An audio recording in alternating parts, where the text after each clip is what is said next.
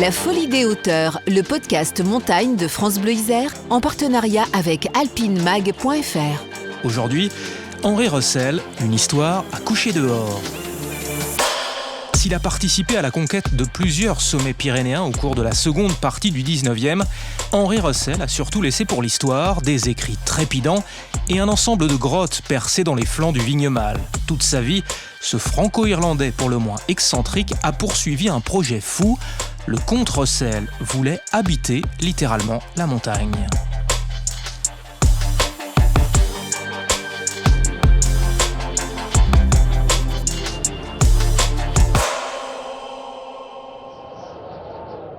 Les rafales venues de l'ouest fouettent le sommet de l'Aneto à 3404 mètres d'altitude. Au loin, l'orage gronde, le ciel se remplit d'éclairs et les pics enneigés prennent une coloration verdâtre. Pas vraiment un temps à sortir en montagne. Et pourtant, il est minuit passé ce 16 juillet 1865 et le comte Henri Reussel, emmitouflé dans un sac de couchage en peau d'agneau, est transit froid. Impossible de dormir. Installé sur la crête sommitale, il profite du spectacle. Un spectacle d'apocalypse rythmé par les claquements de dents du capitaine Hoskins, officier de la marine britannique, et les ronflements du vaillant Capdevielle, le seul guide à avoir accepté la proposition de Reussel, à savoir passer la nuit sur le point culminant des Pyrénées. La nuit sublime que j'ai passée sur la cime de l'Aneto ne s'effacera jamais de ma mémoire. Et je trouvais si beau l'ensemble de ce tableau spectral que je n'ai jamais eu si envie de quitter pour toujours la vie civilisée.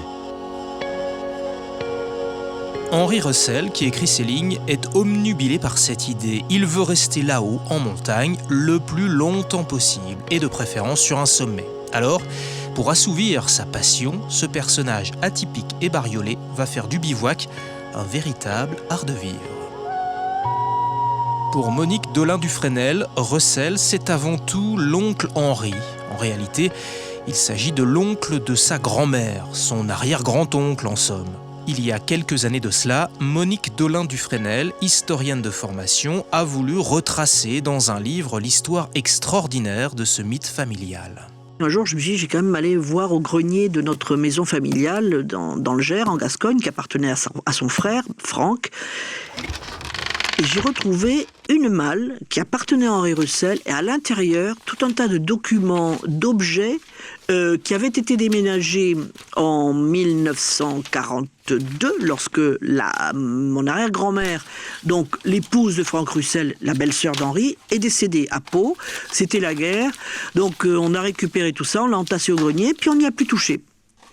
Et moi, quand j'ai ouvert la malle, je me suis dit, mais c'est pas possible. Et il y avait des ouvrages dédicacés, ses ouvrages à lui, dédicacés à ses parents, des partitions de musique en pagaille annotées de sa main, puisque donc c'était des partitions pour piano et violoncelle, souvent, des tas de choses, des dessins, Alors je me suis dit, mais c'est pas possible. C'est lui qui doit être là-haut, qui doit se dire, bon, allez, on va peut-être l'aider, la petite, là, parce qu'elle doit manquer d'informations.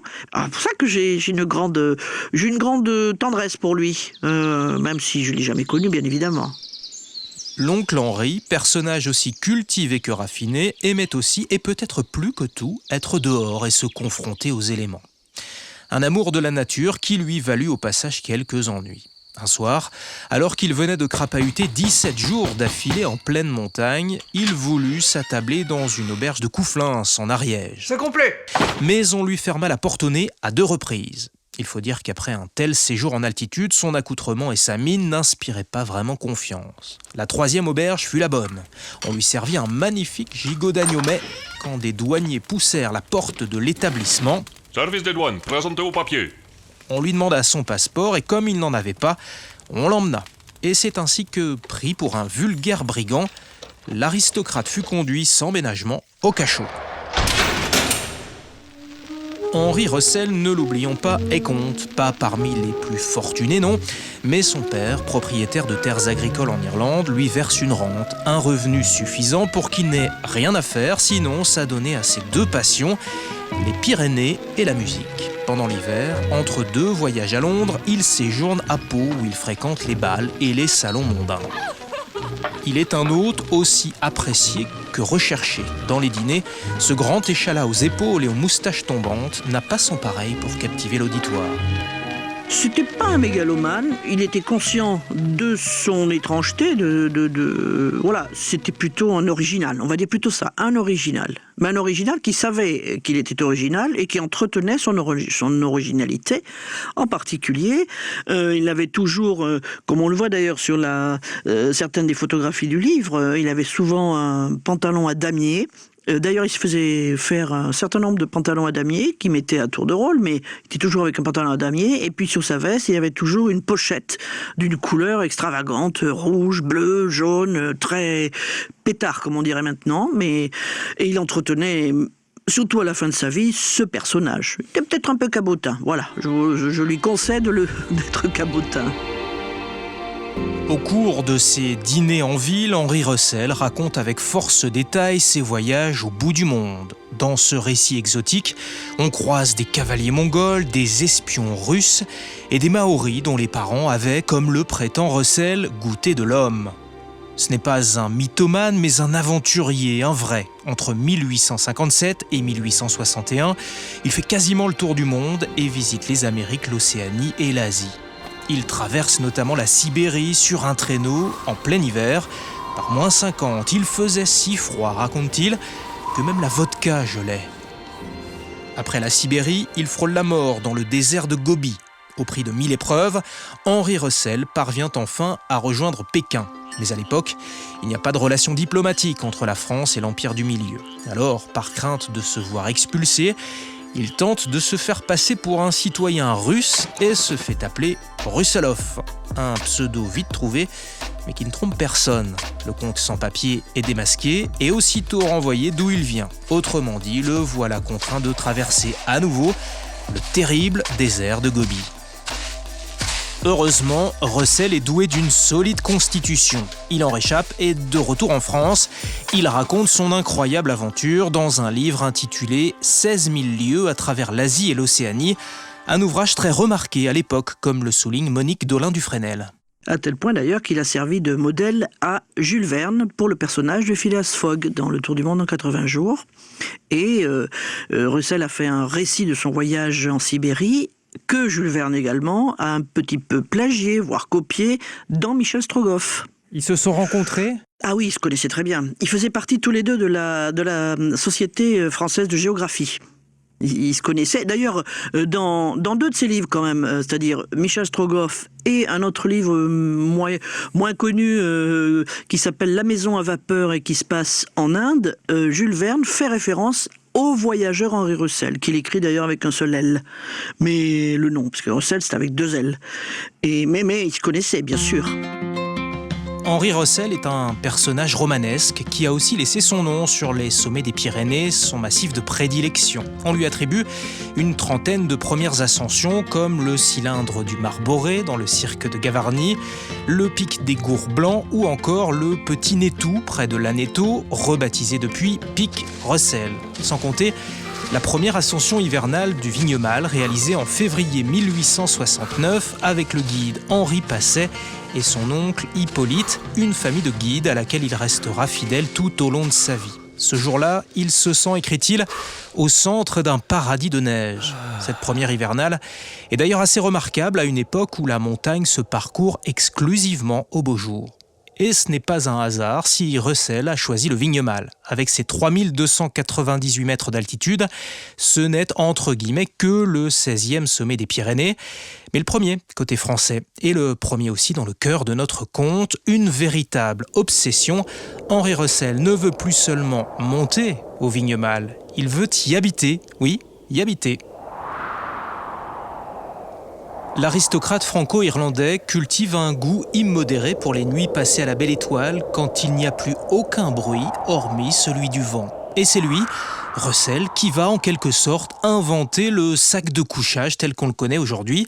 Russell, en fait, reprend l'idée d'un berger aragonais qui avait cousu des peaux d'agneau entre elles. Et il fait ajouter en plus une capuche pour protéger la tête. Ne manque plus que la fermeture éclair. Ça viendra plus tard. Ce sac de couchage ne pèse que 3 kilos et il devient son plus fidèle compagnon. je lui dois 40 étés d'ascension sans fatigue et de joie presque toujours sans mélange. Il a été, pendant toute ma carrière pyrénéenne, depuis qu'elle est devenue sérieuse, non seulement mon ami, mon protecteur, et parfois mon sauveur, dans plus d'un ouragan de neige où je serais certainement mort de froid sans lui. Mais il a même été mon médecin, me dispensant de tous les autres, car grâce à lui, jamais je n'ai été malade sur les montagnes, depuis que j'ai appris à m'endormir sous les étoiles dans les régions les plus glaciales des Pyrénées. Ce sac de couchage, d'ailleurs, on peut encore le voir aujourd'hui. Il est exposé au musée des Pyrénées, à Lourdes. En 1880, Henri Russell décide de changer de braquet. Il n'a que 46 ans, mais il pense déjà à ses vieux jours. Que se passera-t-il quand il aura du mal à marcher, quand les bivouacs deviendront pénibles, voire impossibles ? Alors, cet été-là, il fait une expérience. Il demande à ses guides de l'enterrer, vous avez bien entendu, l'enterrer, au sommet, bien sûr, du Vignemale. Et il passe ainsi la nuit, le corps enseveli sous un mélange de pierre et de terre. La tête qui, elle, dépasse est recouverte de givre. La scène est extravagante et l'expérience pas du tout concluante. Ce qu'il faut, pense alors Russell, c'est un pied-à-terre en dur. Alors le grimpeur excentrique engage des ouvriers et fait percer une grotte à 3200 mètres d'altitude, toujours au Vignemale. Il la baptise, un peu pompeusement, la Villa Russell et l'inaugure le 1er août 1882.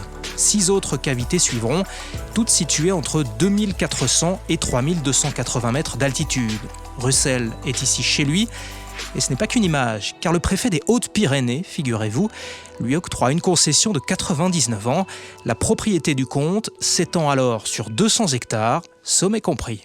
Pourquoi le Vignemale ? Parce qu'il voulait choisir une montagne à lui, comme ses deux prédécesseurs qui ont été quand même Ramon de Carbonnières qui avait le Mont Perdu et Vincent de Chaussinck qui avait l'Ardiden. Donc lui, il voulait avoir sa montagne à lui et il a choisi le point culminant des Pyrénées françaises, le Vignemale. Il l'habitait, il se disait le troglodyte du Vignemale, et quand on lui disait mais quand même vous faites creuser des grottes, il dit oui je trépane le Vignemale, et il considérait que il était marié avec la montagne, avec le Vignemale, et que les grottes étaient leurs enfants. Bon, il disait ça de manière quand même assez amusée, mais c'était son idée. Là-haut, on se croirait presque dans un salon palois. Les réceptions s'enchaînent et les personnalités mondaines s'y bousculent. Pendant l'été 1884, au cours d'un séjour de 9 jours dans les grottes, Russell accueille pas moins de 80 visiteurs. 10 ans plus tard, pour sa 25e ascension de la montagne, c'est l'apothéose. Le plus irlandais des Pyrénéens célèbre ses noces d'argent avec le Vignemale et un banquet est servi à plus de 3000 mètres d'altitude. Parfois, les grottes du comte servent d'abri aux montagnards en quête d'exploits. Henri Brul, Roger Demont et Jean Bazillac, accompagnés de 2 guides, y trouvent quelques instants de répit avant de s'attaquer à l'impressionnant couloir de Gaube. Haut de 600 mètres, on est en face nord du Vignemale en août 1889. Les guides Célestin Passet et François Bernassal devront tailler dans la glace à coups de piolet pas moins de 1300 marches. Prouesse extraordinaire quand on sait qu'à certains endroits, le couloir atteint les 80 degrés d'inclinaison. En surmontant ces difficultés inédites pour l'époque, les 5 hommes signent une première retentissante dans le petit monde de l'escalade. Henri Russell est témoin de cet exploit qui marque aussi un changement d'époque. On ne vise plus seulement le sommet, mais on recherche la difficulté. L'escalade devient acrobatique, moins romantique sans doute, ce romantisme à la sauce pyrénéenne qu'incarne si brillamment le comte Russell. La définition du pyrénéisme a été donnée en 1902 par Henri Beraldi, qui a écrit une somme qui s'appelle « 100 ans aux Pyrénées », et il dit que l'idéal du pyrénéiste, c'est de savoir à la fois ascensionner, écrire et sentir. Et il rajoutait même que si un pyrénéiste écrit sans monter, il ne peut rien. S'il monte sans écrire, il ne laisse rien. Et Henri Russell a parfaitement incarné cette vision du pyrénéiste. Donc, il n'escalade pas, il ascensionne. Bon, il écrit ce qu'il voit et il sent. Donc, c'est une notion beaucoup plus large que l'alpinisme qui est essentiellement, on va dire, un peu du sport. Et d'ailleurs, Henri Russell, à la fin de sa vie, fustigeait les sportifs. Il appelait ça les gymnastes, qui prenaient pour arriver en haut d'un sommet des Pyrénées la voie la plus difficile. Il disait, mais attendez, ça sert à quoi ?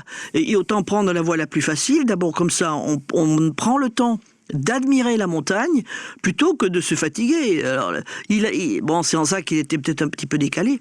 Et puis surtout, il faut savoir que c'est lui qui avait fait toutes les premières de la plupart des 3000 mètres et qu'il ne restait plus grand-chose aux autres, à part les voies difficiles. Enfin, ça, c'est ça. C'était sa vision des choses à lui. Donc un romantique plutôt qu'un moderne. Ah oui, un romantique. Oh, je pense que c'est le dernier des romantiques des Pyrénées. Que reste-t-il aujourd'hui du comte Henri Russell ?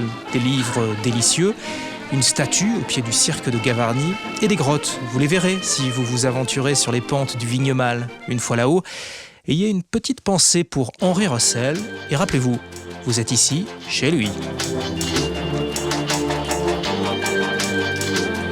Pour mieux connaître le personnage, un ouvrage fait référence. C'est celui écrit par Monique Dolin-Dufresnel, l'arrière-petite-nièce du grimpeur que vous avez entendu dans ce récit. Il s'intitule « Henri Russell, une vie pour les Pyrénées » et c'est paru aux éditions Sud-Ouest.